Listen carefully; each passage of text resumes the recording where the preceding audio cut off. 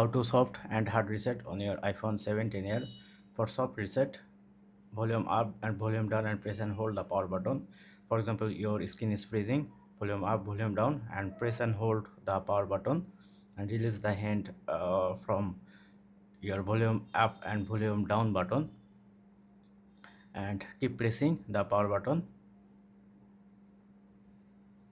Once logo come, then you can release your hand, it will start automatically.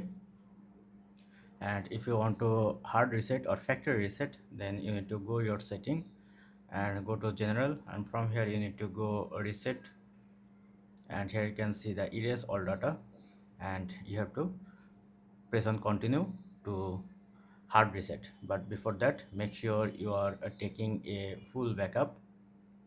Go back, then you can see the iCloud account. Make sure you are take a full backup from your iPhone, because once you give the hard reset, your all data will be erased.